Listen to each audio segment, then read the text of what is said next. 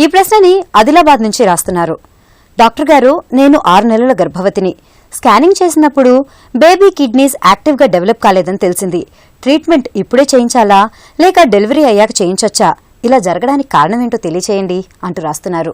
ఈ ప్రశ్నకి urologist doctor Srinivas గారు సమాధానం అందిస్తారు.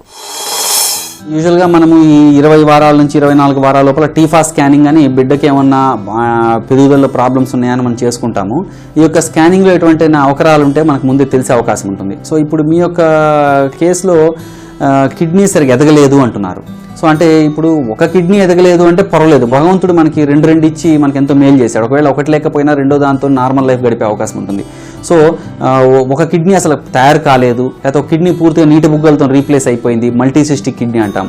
అటువంటి పరిస్థితి అయితే కనుక మనం ఎటువంటి భయం లేకుండా ప్రెగ్నెన్సీ కంటిన్యూ చేసుకొని డెలివరీకి అయిన తర్వాత బేబీకి మళ్ళీ స్కానింగ్లో చేసుకోవచ్చు.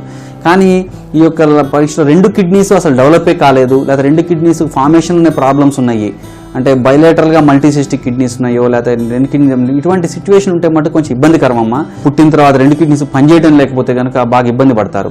సో ఎప్పుడైతే మనకి మేజర్ డిఫెక్ట్స్ అంటే 2 కిడ్నీస్ డెవలప్ కాలేదు, 2 కిడ్నీస్ దెబ్బతినేయడం వస్తే కనుక మన ఎర్లీ ప్రెగ్నెన్సీ స్టేజ్ అయితే ప్రెగ్నెన్సీని మనం టర్మినేట్ చేసుకోవడం బెటర్ అండి. ఎందుకంటే టోటల్గా కిడ్నీస్ దెబ్బతింటే తర్వాత చాలా ఇబ్బంది పడతాం మనం బేబీస్ పుట్టిన తర్వాత. సో అందువల్ల మీ యొక్క కండిషన్లో 2 కిడ్నీస్ దెబ్బతినాయి అంటున్నారు కాబట్టి మీరు ఒకసారి మళ్ళీ సెకండ్ ఒపీనియన్ ఇంకొకసారి స్కానింగ్ చేయించుకొని యూరాలజిస్ట్ని సంప్రదించాలి. అంటే మేము ఫిలిమ్స్ చూడాలండి, డైరెక్ట్గా మనం ఇది కొంచెం మేజర్ డెసిషన్ కాబట్టి ఆ యొక్క ఫిలిమ్స్ యూరాలజిస్ట్ చూసి నిర్ణయం తీసుకోవాల్సి ఉంటుంది. కాకపోతే 2 కిడ్నీస్ దెబ్బతింటాము లేకపోతే హార్ట్లో మేజర్ డిఫెక్ట్స్ ఉండటము ఇటువంటి ఇబ్బందులు ఉంటే మటుకు ప్రెగ్నెన్సీ టర్మినేట్ చేసుకోవడమే బెటర్.